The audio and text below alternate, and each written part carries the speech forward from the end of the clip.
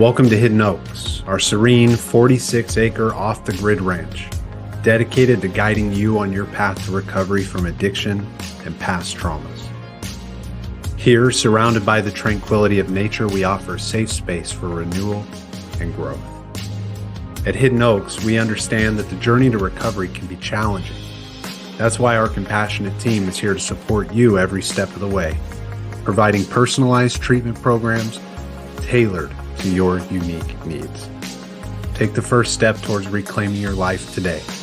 Call us at 972-932-2033 or visit our website at resolutionshealthcare.com to learn more. Remember, the path to recovery runs through Hidden Oaks. Let us help you find your way.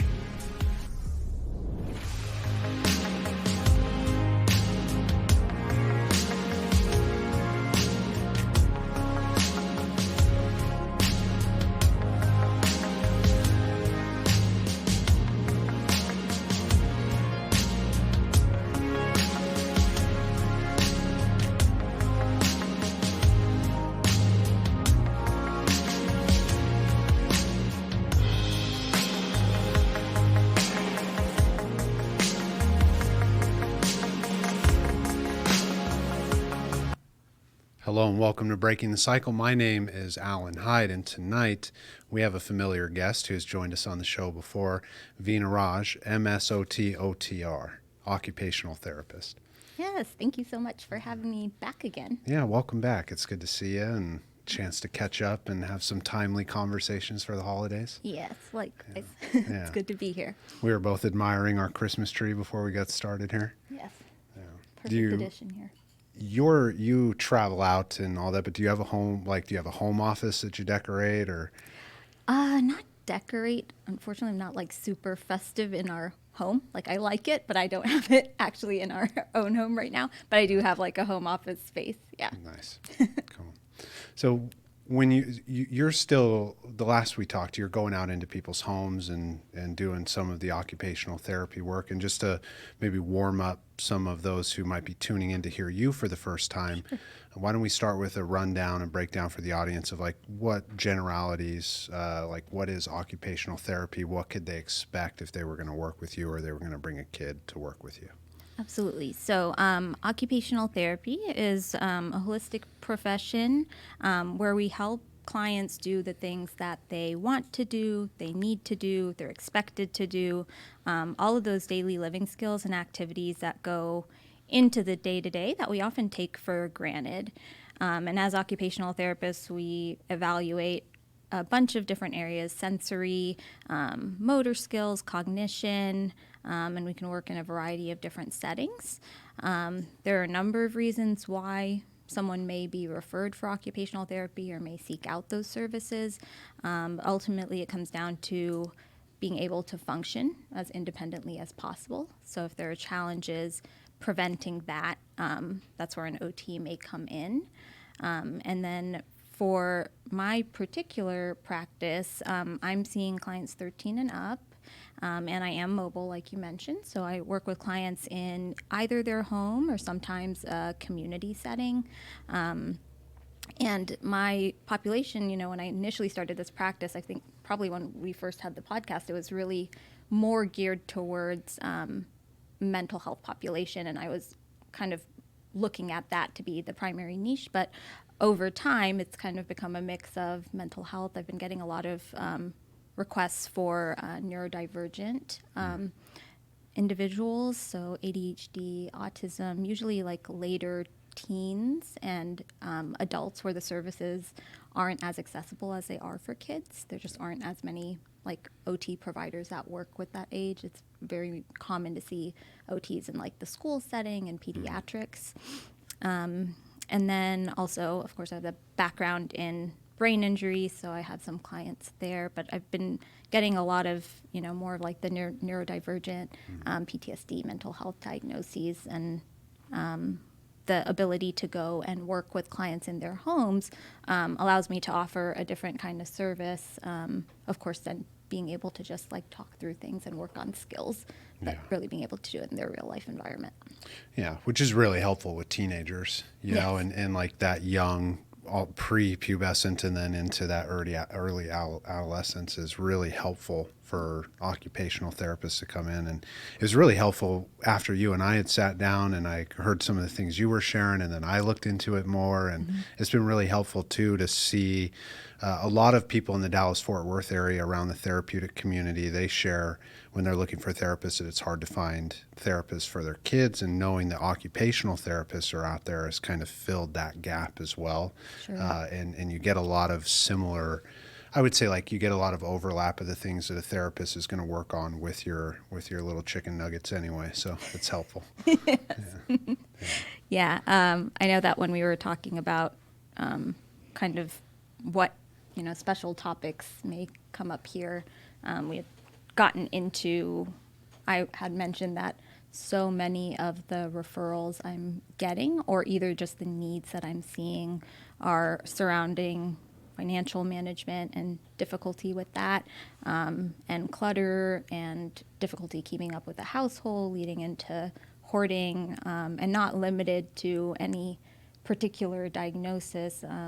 I'm seeing it across several different diagnoses that has become, or is a challenge that people are requesting help for beyond what they're able to get from like the therapeutic support side. It's more like the practical support from OT. Yeah. And so for you guys tuning in tonight, we're going to get a little bit into that discussion. Overspending, clutter in the house, some of the lines that could teeter and border up to things like hoarding. And between Veena and I, we might be able to have, just kind of a well-rounded conversation of the differences that you might see in some of these things, and how occupational therapy leads into things like therapy if it's a more severe diagnosis, and then vice versa, the things with occupational therapy that will help you stabilize some of these problems. Sure. Why don't we start with the big one, since we just passed Black Friday? We'll start with overspending. And you had shared you've been getting some referrals with people maybe struggling, or maybe their loved ones struggling. What are you seeing in your practice, and some of the things also that maybe you're implementing to help these individuals? Sure. Yeah. It's just so easy, click of a button or tap of our finger on our phone to spend. And what I'm finding is that there's a number of things that may go into why the overspending is happening. I'm sure that you encounter things related to trauma or like emotional avoidance, that, this feels good. This is like a dopamine rush. There's the impulsivity that we see with ADHD sometimes. Sometimes there's overall lack of financial literacy, and people just haven't learned the skills of like paying attention to what they're spending, kind of coming up with a budget or a savings plan. And I think there's also just, it's, like I said, not just being able to touch your phone or click a button to spend, but also that there are lots of different ways. Like I noticed Amazon recently switched to, or they have a feature called Affirm, and I don't know if it's limited to Amazon, but instead of having to pay all at once, you can pay it in installments. So there's just a lot of different avenues to do that. And I also think that, I don't know that I have as much experience thinking about pre-COVID to now, but I also imagine just with everything that happened during COVID and people being limited in what they were able to do, that, online shopping, sometimes it was a need, and, just became more of an obvious choice. Yeah, and these big companies, they know buyer habits, right? Sure. And they know, I think one of the things I heard was that we became at some point in the last 10 years a very subscription heavy culture. And with subscription type buying, it's why you're seeing things on Amazon where it's like, pay this off over time. And we've always been a very like credit willing culture. Yes. And so when that met like subscription type spending, these two worlds started to converge. And psychologically that really works to remove people from their money. Like, yes. It's like, there goes $10, there goes $2, there goes 50 cents. You're not watching it. Absolutely. And that's where, just my base understanding of occupational therapy, I imagine someone like you comes in and helps with things like financial literacy and things that you were saying in the beginning of the show that we take for granted. Yes. Right? That maybe they've just never, this individual comes to see you, they've never sat down and had anyone show them how to manage and pay attention to their bank account, their credit cards, not having too many credit cards, all these kind of things. Yeah, that's fully accurate. A lot of the work at times, especially for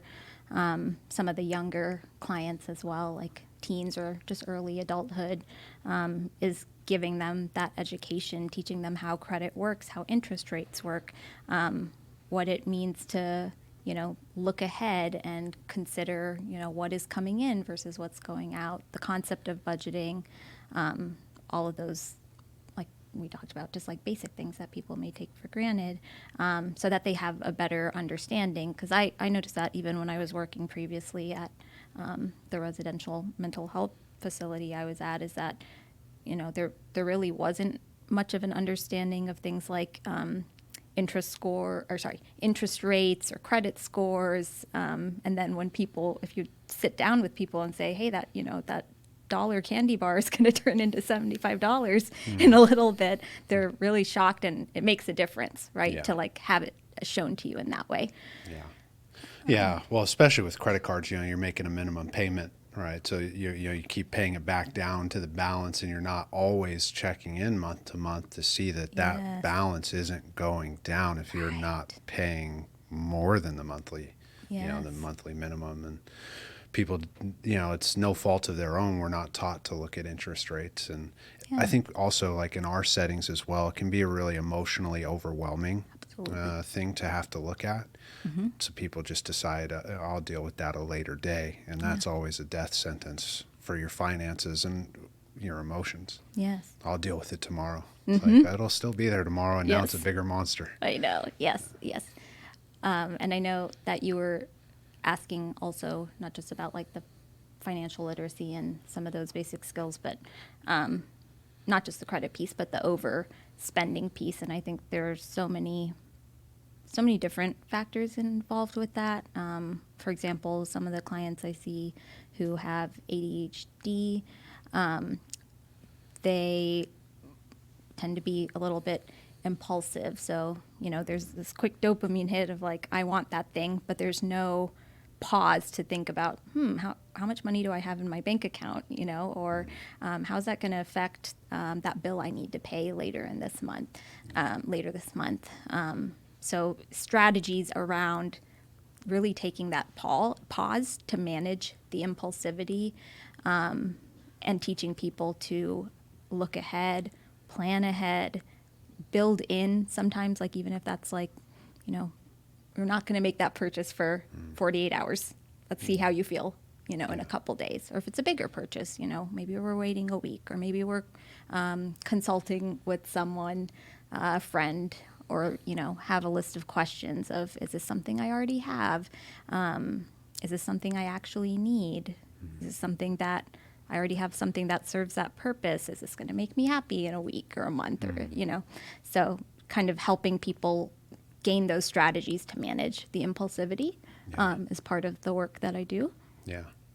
Yeah. Taking the pause is, I think really in the sense of boundaries, giving yourself that internal boundary to be able to step away from something and acknowledge how you're feeling about it, but not just acknowledging how you're feeling about it, but making conscious choices for yourself. Yes. And we're not always taught to do those things. And for some reason, I keep circling back to, but I really like that you stated in the beginning, it's like, these are the things I think most people take for granted. There'll probably be a lot of people watching tonight or listening tonight like, oh yeah, well, yeah, of course.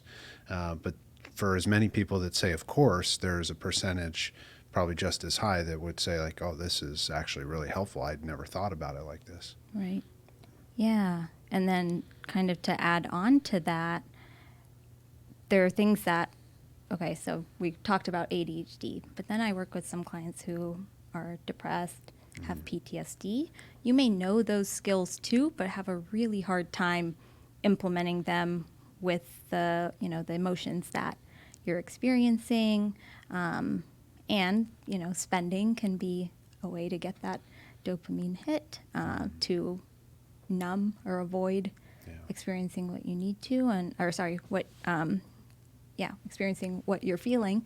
And at that point, I think in certain situations, of course, most of the clients I work with are also seeing a therapist, and that's so important, because they're often, when I see like the overspending, it's often very complex, and there's a lot of things contributing to it. And so as an OT, I'm not necessarily going in and trying to figure out all that stuff. But some of it may come out in sessions, but they're then working with their therapist to figure out better ways to cope. And then if it is, like you said, it could be very overwhelming to look at this stuff. So what's nice about having an OT come to your home is I'm able to kind of sit with that person as they go through this and break things down and make them digestible, so it doesn't cause so much discomfort that they're not able to touch it. Right. Yeah. Yeah, that extra piece of accountability.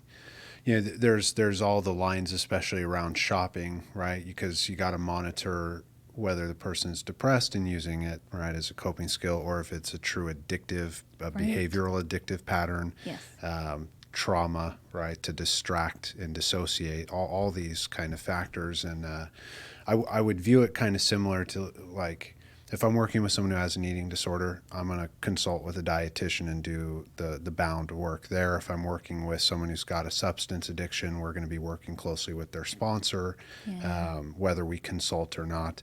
And then with things like the daily behaviors that could be taken for granted, working closely in consultation with an occupational therapist is really helpful for that accountability, because the therapist can't be there in the home oftentimes, or isn't going to be there multiple times a week the way that an occupational therapist might just work into their structure. Right. Yeah. And I think, talking about finances and getting into that, it's so personal. And I know people could, pick up and log into their bank account in their therapist's office and bring all their statements. But of course, there are so many other areas to cover. So it's nice to be able to have someone else you can kind of sit and get in the weeds with, and kind of work up to that over time.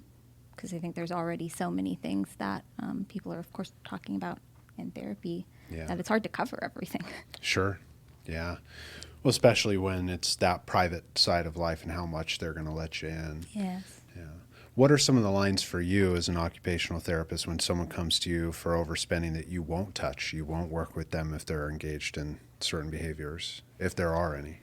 I haven't encountered anything like that yet. The only thing is that it's more that they have to have the willingness and the desire to work on it, because I don't want to get into like a power struggle situation. First of all, I'm not coming in to like tell them exactly what to do, but there has to be some level of willingness and, again, desire to address that, and a willingness to be open to some degree about finances, which I always acknowledge is a very, very sensitive subject for anyone, right? That people don't want to let you into their financial lives for good reason. It's understandable. But if they're willing to go through some of that discomfort and be honest and they're truly motivated, then for the most part, I'm more than happy to work on it. Yeah. The one other thing I would say is that, like, as an OT, I'm not like a financial planner, so I'm not providing advice in that manner. I'm not looking at people's stocks or, any of that sort of thing. So, plans, huh? no. So people shouldn't be expecting, if that's what they're looking for, I'm not the person. But I will help them learn the skills and gain the financial literacy and get things organized and stuff like that. What would it look like, just kind of to give a picture to those listening, maybe like a couple week plan that you might follow with someone who's struggling with a just generic overspending? What are some of the steps you might take in a progression? So I usually start by, if they're willing to go there, I may have them pull like a statement for the last month, or pull up their transactions for the last month.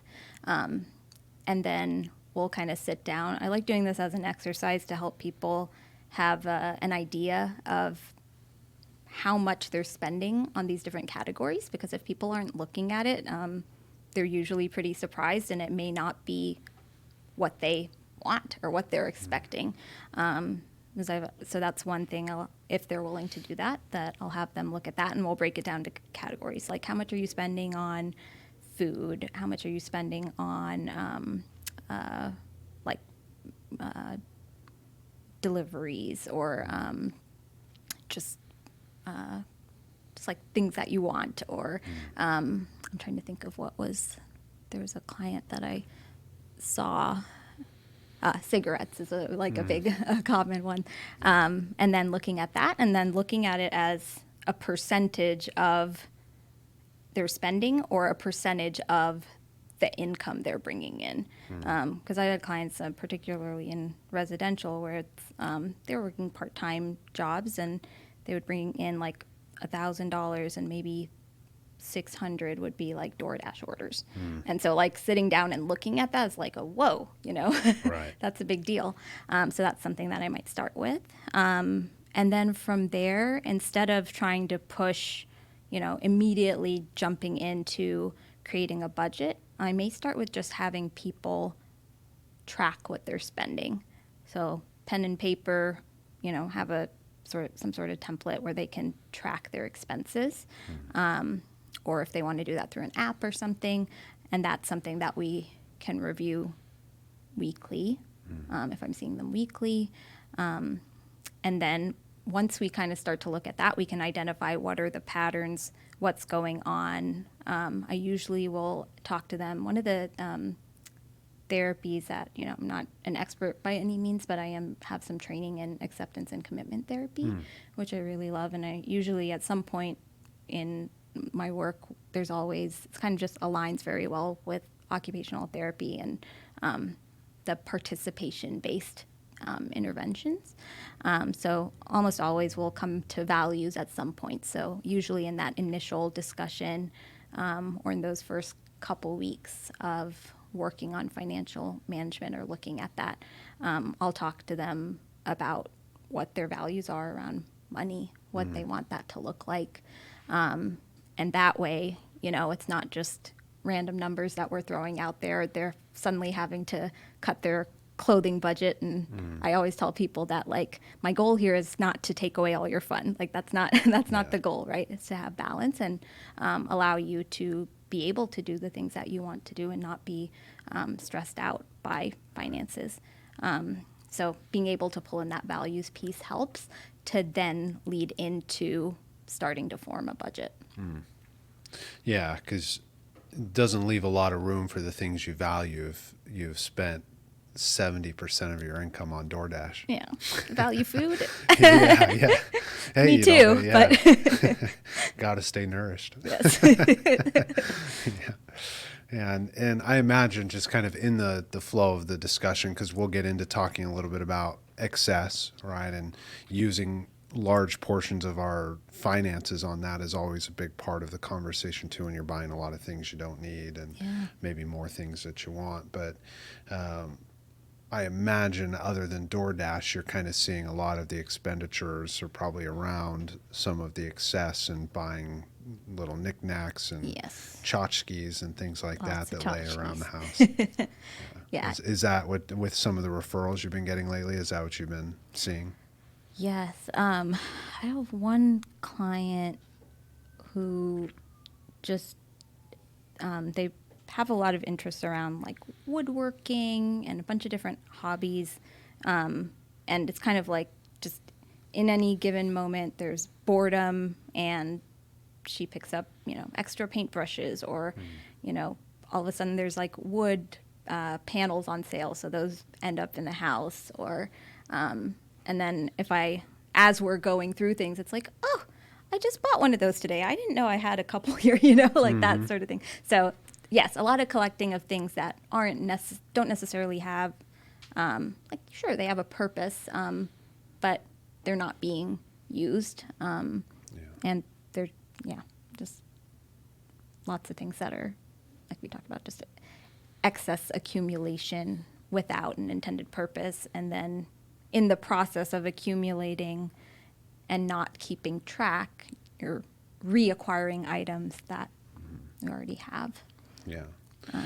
And I know you and I were kind of laughing a little bit about the show Hoarders before we started the conversation tonight, but that show, even they used to use, they had a team of therapists, and a lot of those professionals on the team were occupational therapists, looking back on it. And it's hard to, whether you have a full-on hoarding issue or just kind of, I bought this thing and, oh, that's right, it's in the other room, and I, didn't need to buy that.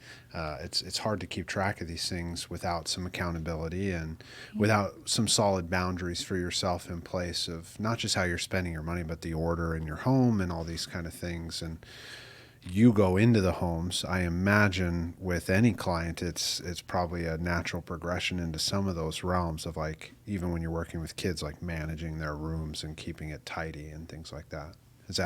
Would you say that's true? Oh, yes. I think probably 90% of the clients I worked with in residential, that was a big challenge, is maintaining some sort of order in the room that they had. And currently, very similarly, I think at least 50%, if not more, of my caseload, we're really looking at that household management piece from an organization standpoint, clutter, and safety sometimes too, not having clear pathways to work with. I do have a client right now who there are things piled up in her bathroom, in her shower, and so there's not access to that shower, which is the main shower. I've seen some things that have definitely moved into more of the hoarding realm, and it can get out of control really easily, and especially if, one room is one thing, but when someone has a whole house that they've lived in for years and it's just been accumulating and accumulating. Yeah. Hoarding's an interesting, right? I try not to smile when I talk about this one because I imagine like people creating forts out of just crap. It's kind of funny. But I got Gabe laughing in the corner on that. But it's a lot like when you think about a drinker and maybe they're binge drinking, and they'll tell you, I'm not an alcoholic, I only binge drink on the weekends, right? Meanwhile, they're blacking out every weekend, and that's a problem, right? And so hoarding is an interesting line in behavioral addiction where you may not have what we would categorize as like full symptomology hoarding, but the excess has become a hoarding type addictive behavior, and it's real tricky to treat because of the dignity of somebody's home, number one, and the dignity of people's things, even when those things are like broken stuff or old newspapers or trash. There's a certain level of respect around that also needs to be confronted. Yeah. It's a very difficult process. I don't work with it in my practice, but all the times I've seen it and over the years working in treatment, because oftentimes it comes with a lot of medical issues are going on in the home too, which is an interesting link. But maybe I'll ask you a funny question first, then we can get into the nitty gritty. You ever walked into someone's home and been like, nah, this person's a hoarder? Yes. How are you going in and helping them take those just little steps towards freedom? I think first and foremost, it is one of the reasons why those clients don't necessarily get the help they need is there's a lot of shame there, right? It's hard to have someone, it's hard to talk about, it's hard to let people in your home when it's in that state. So I try to come in with compassion and, of course, not with any judgment. I usually start from a safety perspective when it is that evident, because it truly is, because some of the clients I work with are a little bit older or are more prone to falls, have medical issues, and so it truly is a safety concern. And often, if I can bring it up in that way, at least to start, it brings the defenses down a little of like, we just need to, get some things off the floor. I want to make sure you have a clear pathway to get from your bed to the bathroom. that sort of thing. And then, it is super overwhelming. Like if I go in there initially, like I feel pretty overwhelmed too. There's a lot to get to. Yeah. And then there's the balance there of, where is my role? Where's therapy going to help you? At what point do we need to have someone like a cleaning service come in, and trying to work all that stuff out. But one of the biggest things is just being able to get in there and come in with compassion and show that you're not judging the person, because they have to be able to build up that relationship before we can move into trying to clear through belongings. I always make sure I let people know, like, I am not going to, first of all, I never call anything like junk or broken or any of those types of terms, but, I'm not going to be the one to throw anything out. Like, it's going to be your decision throughout. And it is really emotional. I had one client that I was working with, and she was already just kind of going through a lot, had just gotten out of a PHP or IOP program. And when we started to get into it, this was like one of her primary goals. Like she said, she wanted the clutter out. Those were her words. And then when we went to take one bin to start to sort through, she started sobbing.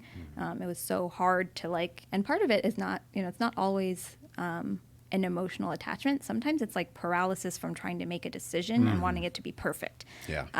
And that in and of itself is just such a hard process. So before I even get into we're going to talk about what we're going to do with these belongings or anything, I really have to be able to build up that trust and let them know that, I'm here to support you in this, and I'm not going to be telling you what to do. I'm just going to guide you through the process at your pace.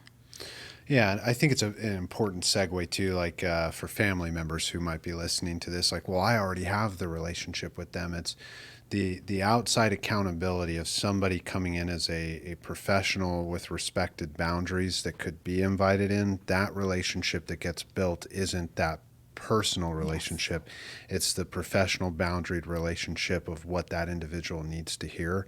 We look at that very similarly with a 12-stepper in addiction, right? Mm-hmm. The sponsor comes in, well, why didn't you listen to me? I'm your wife. It's well, I wasn't ready to hear it. And it's that piece that you touched on early as well for the family members to remember, is that the willingness, once it's there for that person, then to hold themselves accountable to someone that the source of the shame has not built up so heavily, and family is the first place that occurs. Yeah.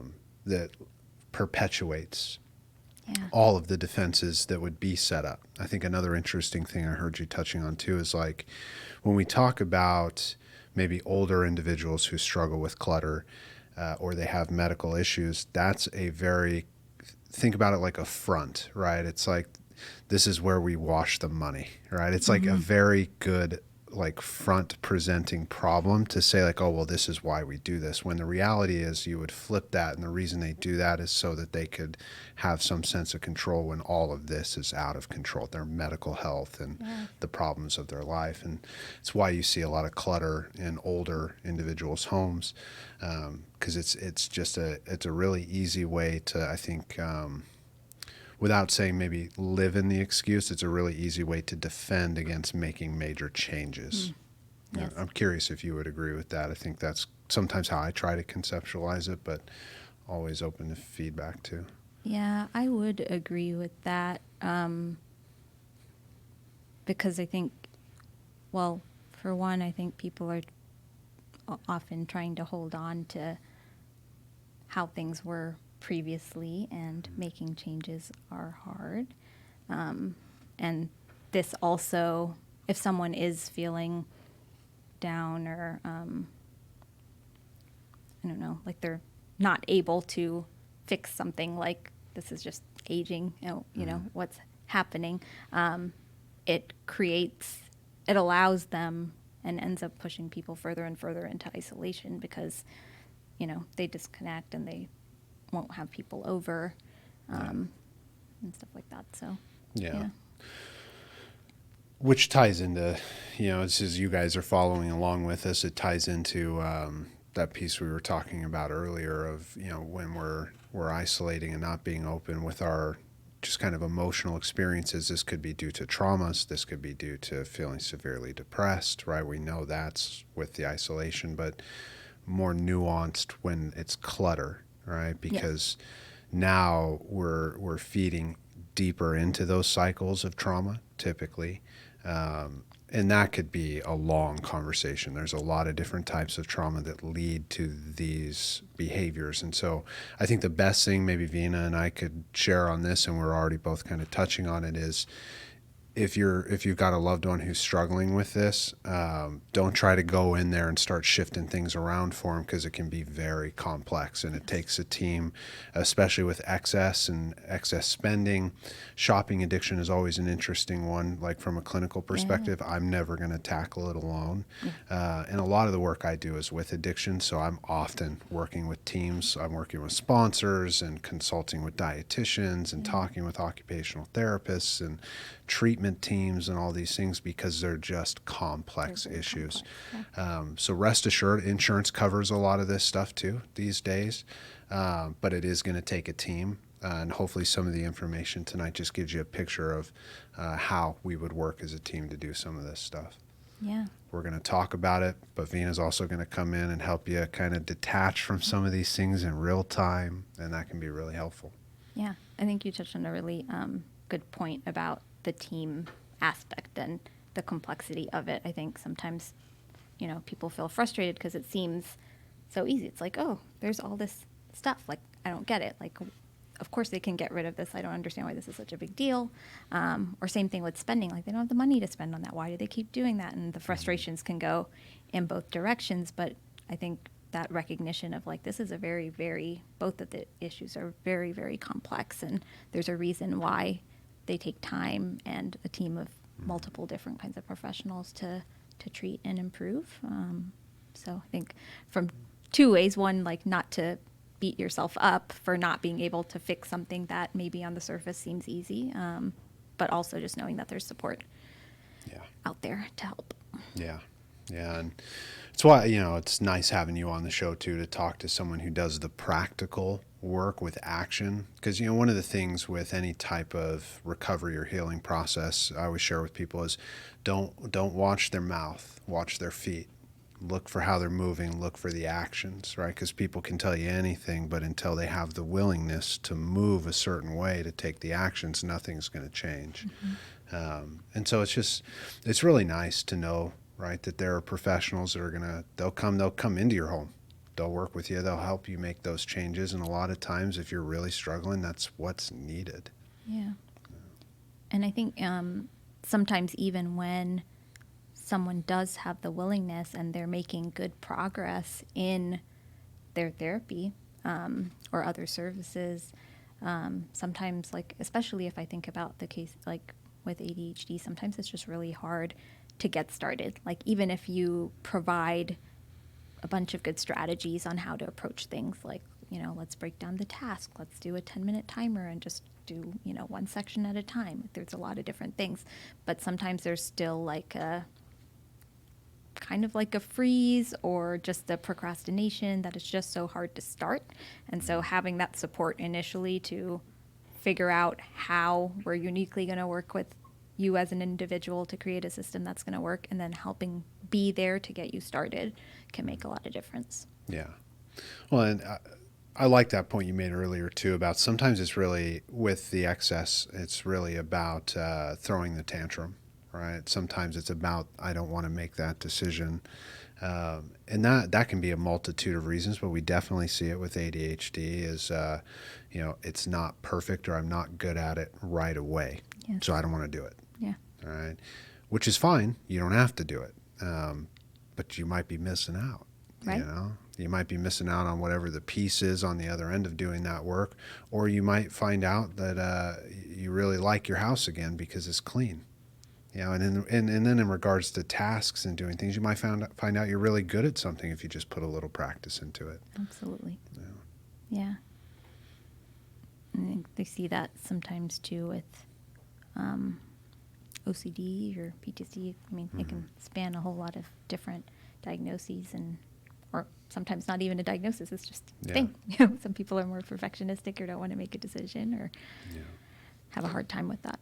Yeah, and I notice that you share on that point, which I think is helpful too, that the work you're doing, it doesn't require you to have some kind of diagnosis. It just requires a sufficient willingness around some distress that you're having with a certain process of behavior in your life. And I think that's worth clarifying as we just kind of get you introduced more and more to our individuals in the area here, because there are all kinds of things we can improve on. And if you got some things in your life behaviorally, it sounds like with teenagers too, you got some teens that are struggling, occupational therapy can be really helpful, even if it's, just kind of minor tweaks and adjustments. Yes. For if you're looking at insurance, which I'm primarily just out of network right now with a couple of insurances, they usually want to see a medical diagnosis. But otherwise, it's life skills. So it doesn't necessarily have to be like a clinical diagnosis in order to get that type of support. Yeah. Yeah. What would you say to some of our listeners here as we kind of back into a few pieces of the conversation,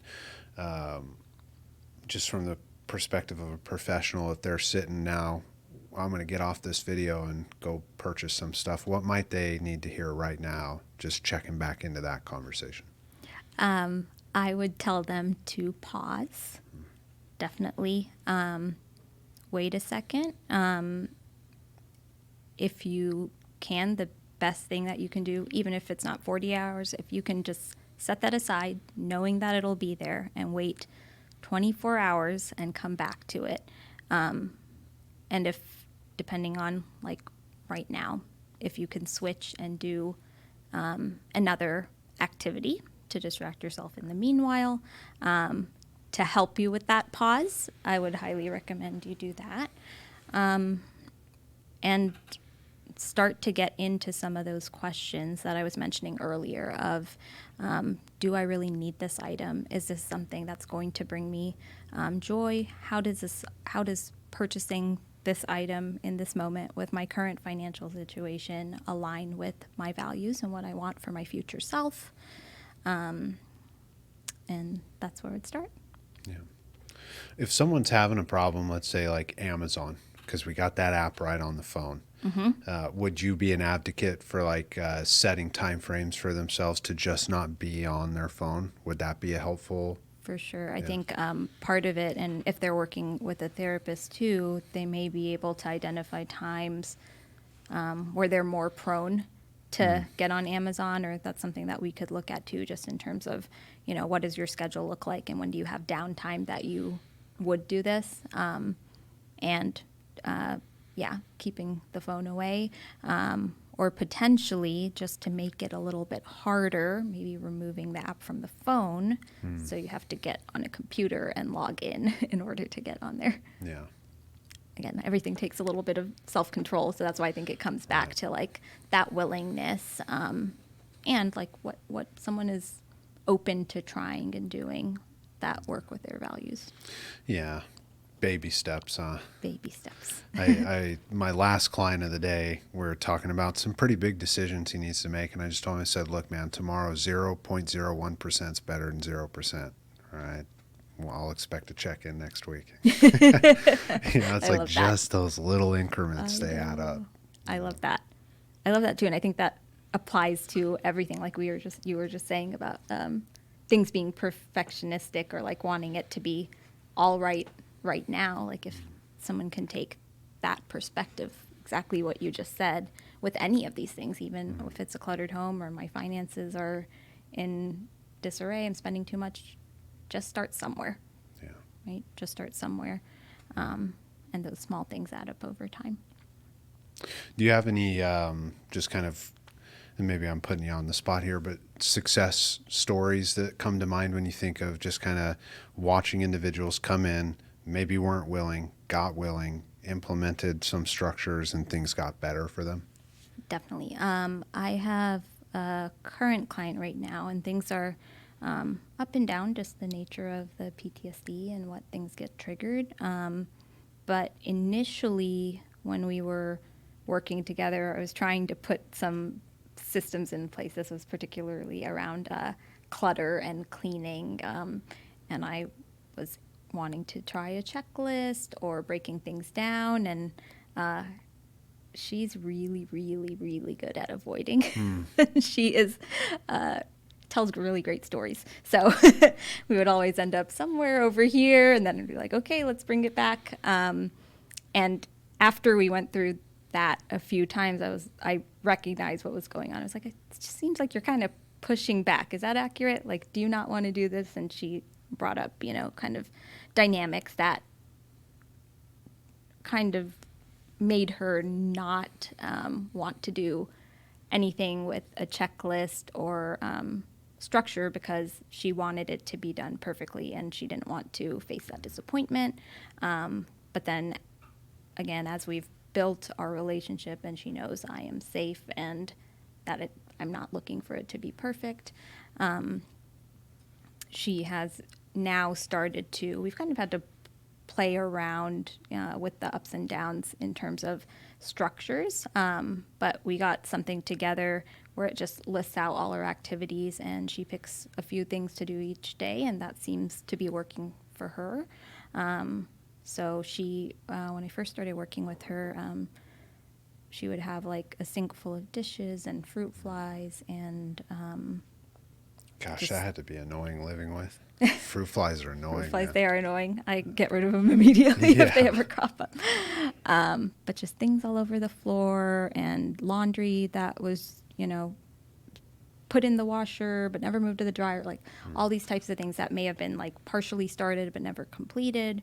And then again, over time, as we built that trust and we talked about that resistance piece, she and then started calling these things, like every little thing she did, it's an accomplishment because it's something that she hasn't been doing. She began doing them. Now, is it perfectly consistent all the time? No, but more times than not, she's loading the dishwasher. More times than not, she's doing her full load of wash. She's, throwing out the litter boxes, things like that. And now we're hoping to move into like a little bit more structured decluttering. That's something that we have been able to start in session, and she has already taken some things, put them in recycling, taking some things, donated them. And another area that was kind of like what we were talking about with finances she was avoiding was mail.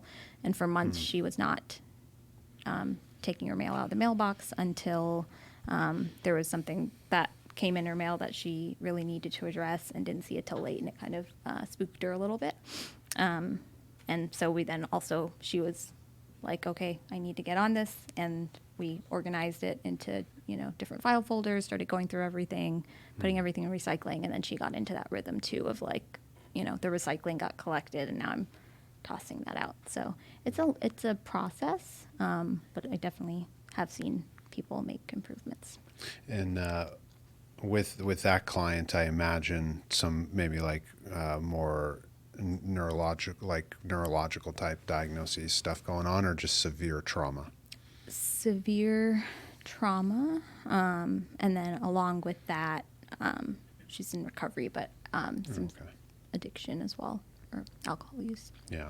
Yeah. Just as you were describing it, I was, without having to go too much into depth with the few minutes we have left, but it's interesting because we get a lot of comments on the internet with the videos we do, and like, oh, we need more information, or oh, come on, like, of course, right? But I think it's important to remember as we cap a conversation like this, oftentimes with the work Veena is doing, she's coming into the homes of people who are in severe duress, right? And distress, and they need this support. And that may be even some of the people listening to this, and it's there. The support is there. And these success stories, I think is real important that you had highlighted the piece of like when they do something in the step direction with action, that's an accomplishment. Absolutely. No matter how small. And, for the bros who'd listen to this and be like, oh yeah, I could take out my trash. Okay, well, we're not talking to you.